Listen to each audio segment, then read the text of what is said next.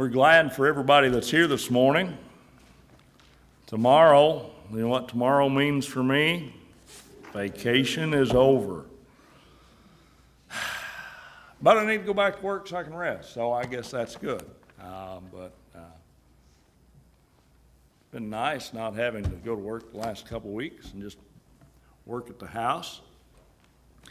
But all good things must end, I guess, so vacation's over. Jonah, the book of Jonah. Here's what we're going to do. First of all, I guess let me say welcome to those of you that are joining us this morning by way of the internet. We're glad that you've chose to be a part of our service, and we appreciate that. And to all you that are here this morning, I appreciate your presence. I have thought about the book of Jonah for a couple weeks and really just not give a whole lot to it. Push my button. There we go. Okay. All right. So thinking about Jonah the past couple weeks, finally about Thursday, I got this thought. And then as I begin to read the book of Jonah, we're going to preach out of Jonah both this morning and tonight. This morning, I want to talk to you about when God changes your direction. Tonight, we're going to talk to you about stinking thinking.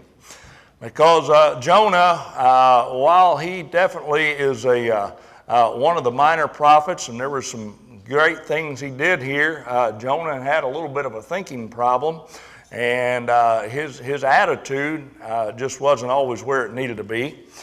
But there's times in our life, and here's kind of one of the things that I've been thinking about this. You know, our lives have changed a lot in the past few months. We've changed. This pandemic has hit, and I mean, from going to Walmart. I stopped by Walmart a bit ago and picked some stuff up before church, and they recommended I wear a mask. And here's the thing, that they wasn't sanitizing the carts. There wasn't anything else sanitized that I saw. So, but just the way we act, where we go, what we can do has changed and maybe changed forever. I don't know that we'll ever have the same normal we had. But that got me thinking about things that happen in our lives that cause us to change direction. Jonah was one that changed directions. And you see the photograph behind me. We'll get into that. I'll bring that out later on, but we're just going to leave it up there for the duration of the message. Jonah chapter 1, let's read the first two verses. Now the word of the Lord came to Jonah, the son of, and I don't know how to pronounce a lot of these words, but the son of his dad, saying, Arise and go to Nineveh, that great city, and cry against it, for their wickedness has come up before me. Nineveh was a place, it was a flourishing capital of the Assyrian Empire. It was the most popular in the book of Jonah, and it was later destroyed in about 612 BC by the Babylonians and the Medes. But while we don't hear a lot about Nineveh in the Bible, Nineveh definitely through the book of Jonah becomes popular to us. Everybody has heard the story about Jonah, and you know, as kids in Sunday school we sang the songs about Jonah. Who did swallow Jonah? You remember that song? Was our church the only one that sung that? And then we went, a whale did swallow Jonah, you know? I tell you what. All right, somebody in the back, John finally put his hand up. I'm not the only one that heard that song. But the book of Jonah made Nineveh popular because everybody knows about Jonah and Jonah getting swallowed by a whale and all this. But here's the thing, God's call comes on Jonah and in verse 1 and 2 here. And I read one commentary that tried to say that verse 1 and verse 2 was a separate call. I didn't read it that way, but here's what I did. Here's what I did come up with. You know, I don't think that God spoke to Jonah one time about this.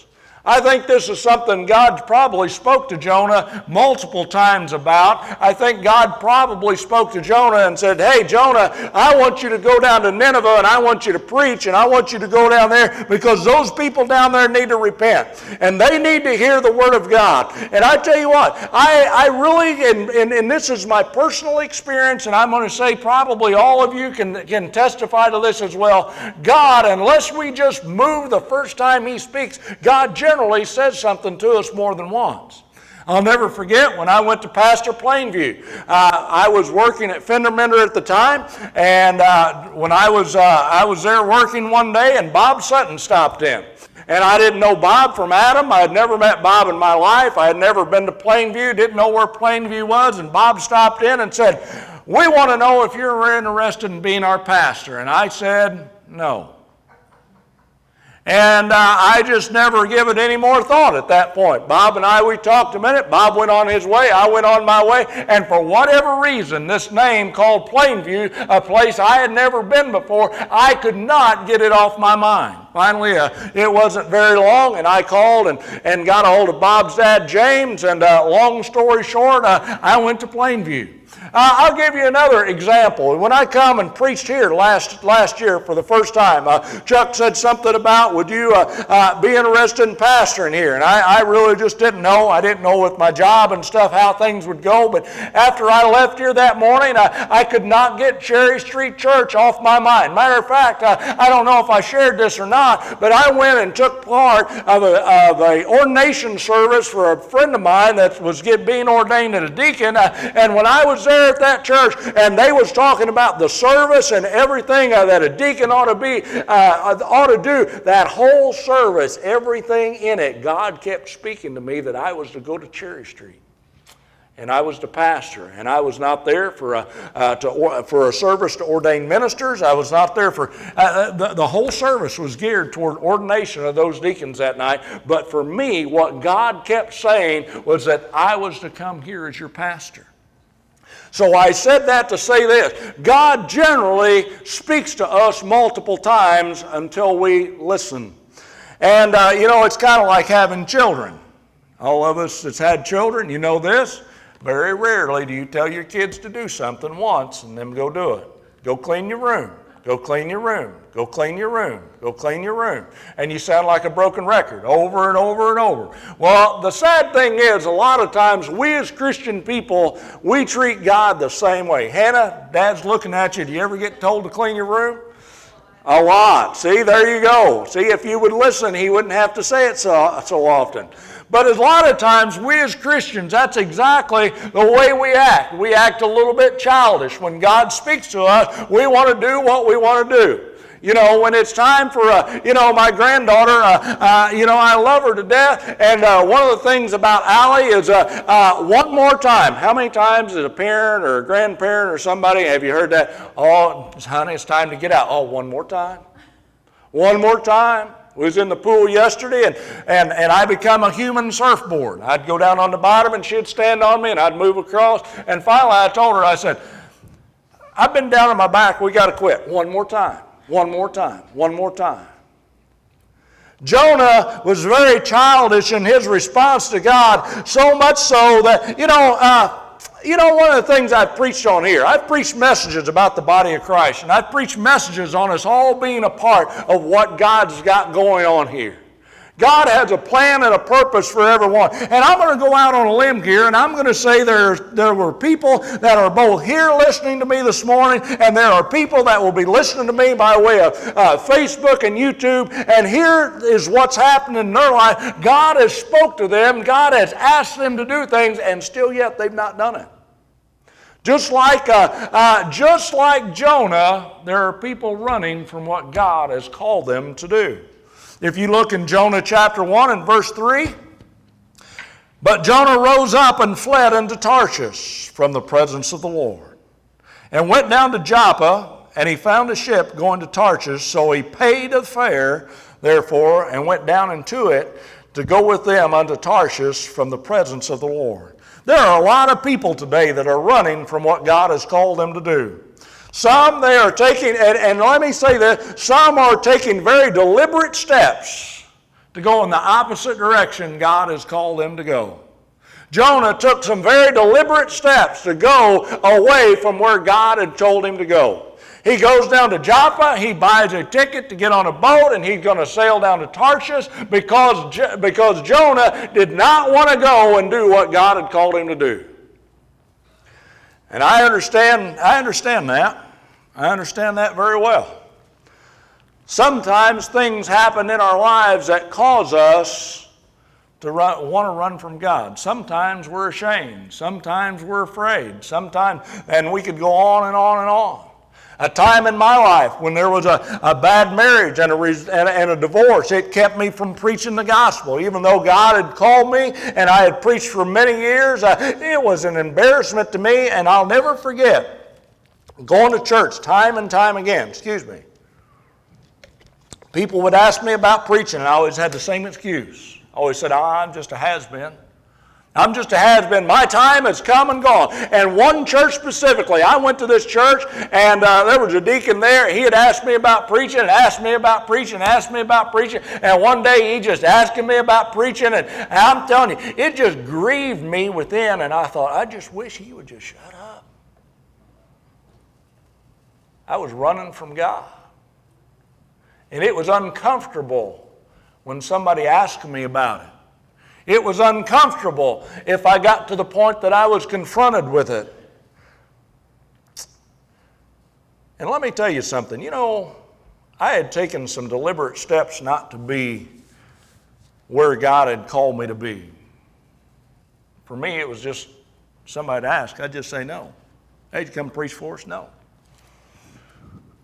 But I'm going to tell you, it cost us something to run from God. Jonah went down, and it says he paid a fare. Now, I don't know, may not have been an expensive thing, but he paid a fare to run from God.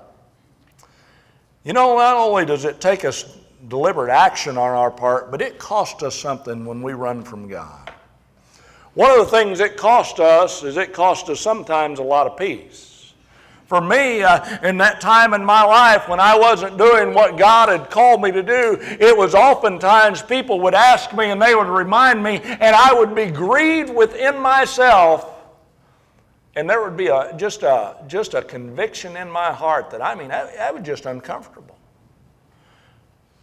Knowing that God had called me to do something, yet knowing that I wasn't where God wanted me to be and doing what God wanted me to do, it was tough on me.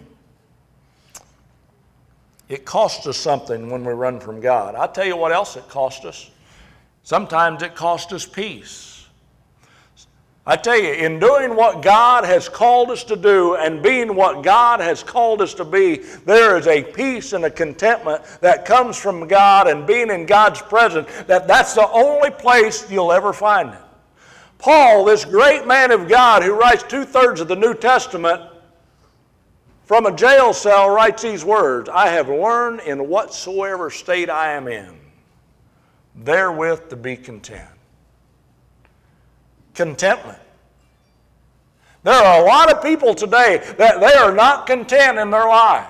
They may have a fine house, they may have a fine car, they may have all the luxuries that life has to offer them, but what they don't have is they don't have the contentment that comes along with knowing Jesus Christ or doing what God has called them to do, and as a result of that, there is something that eats away at them constantly. It costs us something to run from God. Verse 17. Now the Lord had prepared a great fish to swallow up Jonah, and Jonah was in the belly of the fish 3 days and 3 nights. Now there's a lot there I didn't read, but we'll just kind of go through it quickly. And let me preface this with this statement. Bad things happen because it's a fallen world. Bad things don't always happen because God is trying to judge us. So sometimes bad things just happen. It does. Sickness and stuff comes our way that we can't control, and things happen. Sometimes our car breaks or we get a flat tire or whatever. You know, that's just part of this world. It just happens. But sometimes God seeks out to use those things to try to bring us to Him. Now, in Jonah's case, Jonah gets on the ship and they get out and they get to sailing out in the middle of the sea, and there's a great storm arises, and God causes that to arise. And they figure out that, hey, the reason that we're in the midst of this storm is because Jonah's running from God. And God is trying to get Jonah's attention. So you know what they do? They chuck him overboard. They don't say, hey, why don't you get out? Or, hey, why don't you just, they just cry. Let's see, I don't remember what verse it was, but I was reading it. They went and they just laid their hands on him. They threw him over. Hey, we don't want you here anymore. You're causing this problem. They chucked him out in the sea. And the Bible says a great fish came and swallowed him up. Let me tell you something about running from God.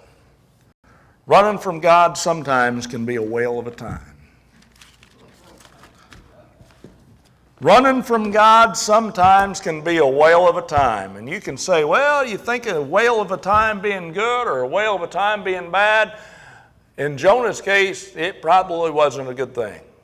I remember hearing a preacher years ago preaching at some kind of youth event talking about Jonah being in the belly of the whale. And you know, when you're talking to a bunch of teenagers and stuff and you're trying to get their attention, you kind of talk about how, you know, there was other things that was being, you know, decaying and you know, the body was processing stuff. I'm not going to get into a lot of that, but it probably wasn't the most pleasant place to be, in the belly of the whale. And Jonah's there, and he's outside of God's plan. And let me tell you, sometimes being outside of God's plan can be a very trying thing. Being outside of God's plan, when you're running from God, there is little peace. When you're running from God, generally circumstances and things that surround us, they generally aren't that good and aren't that pleasant. It's hard to find comfort. And it's hard to find real contentment when you're running from God. You can find yourself in some very undesirable places. Jonah finds himself in the belly of a whale. But then in chapter 2, verse 1, says, then Jonah prayed unto the Lord his God out of the fish's belly. Skip down to verse 4. Then I said, I am cast out of thy sight, yet I will look again toward thy holy temple. Let's skip on down to verses 9 and 10. But I will sacrifice unto thee with the voice of thanksgiving, and I will pay that which I have vowed. Salvation is of the Lord. And the Lord spoke unto the fish, and it vomited out Jonah upon the dry land. Everyone sees the photograph behind me, and I saw this a week or two ago, and I just thought that was so good. Whatever happens in your life, it's never too late to start over. And the photograph shows a stump of a tree that obviously has been cut down, and in the middle of that stump, there's a sapling that's coming forth from the roots of that tree. You see, it doesn't matter who you are or where you've gone or what you've done or at what place you are in your life. Just like Jonah, you may be in a very undesirable place like the belly of a great fish. But no matter where you are, when you cry out to God, God hears that. God hears that, God answers that, and just like the tree in the picture behind me, I'm telling you, new life comes forth when you stop running from God and say, God, here am I, use me. I started following Ray Stevens on Facebook. I hear some laughs. You gotta love Ray. Ray is hilarious. And some of the stuff I listen to, some of it I don't. I've heard a couple songs of his that I've never heard before. But this week, Ray Stevens sang a duet with somebody. I don't even know who he was singing with. And I got ready to sing this song, and he mentioned who wrote the song. And the writer of the song was Kris Kristofferson. Now, for me, Kris Kristofferson, when I think of him, I think of the movie Convoy. He was the rubber duck in Convoy. All right, I hear some laughs. Everybody know. He had some songs, and I didn't realize some of the songs that he had written, but I definitely didn't know he wrote this. And so that caused me to begin to search, and Google's a great thing, and at a very low period in Kris Kristofferson's life, he found himself at a church service.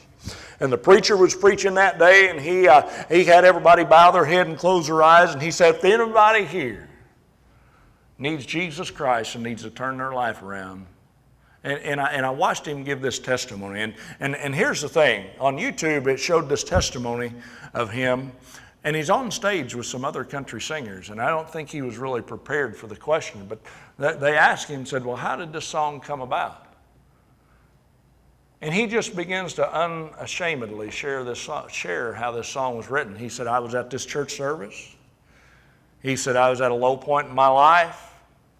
Things weren't going real well, and he said, the preacher asked if anybody needed to accept Jesus Christ to raise their hand if they needed a fresh start. And he said, I didn't know where it came from. He said, my hand just went up. He said, after that, he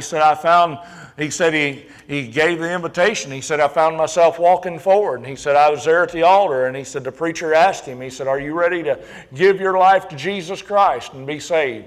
And he said he did that this morning. And out of that came this song, and it's a song we all probably have heard. Like I said, I didn't realize he wrote it. And here's the lyrics of the song.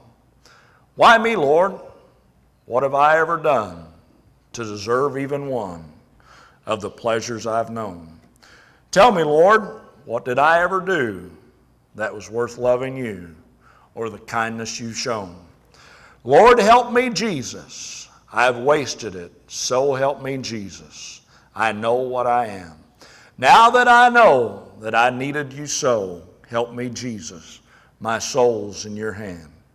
Tell me, Lord, if you think there's a way I can try to repay all I've taken from you. Maybe, Lord, I can show someone else what I've been through myself on my way back to you. Lord, help me, Jesus. I've wasted it, so help me, Jesus. I know what I am. Now that I know I've needed you so, Lord, help me, Jesus. My soul's in your hands. Why me, Lord? I'm going to ask Chuck and Judy to come, and we're going to wind this up.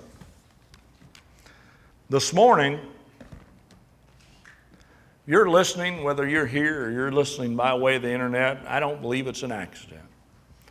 I believe that God ordains things, and God put these thoughts into my mind, and I have no clue when God gives me a message who all is going to hear it.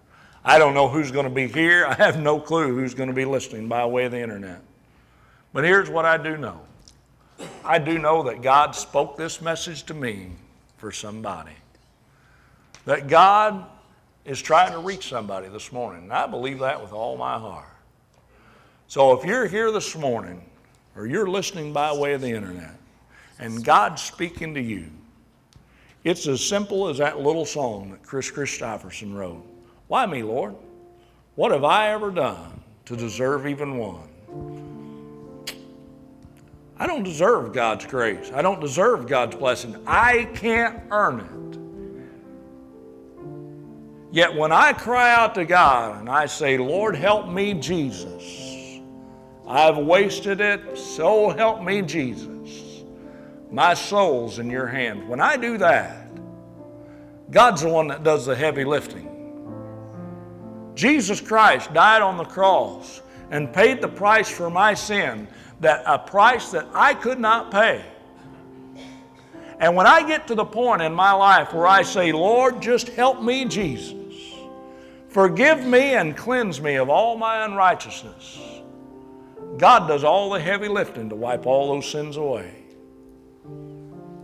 And as a Christian throughout my life, the times when I've been, when I've just been silly and I've been bullheaded and for whatever reason and not done what God's wanted me to do, you know what I've found out? I've not always been the Christian I should be.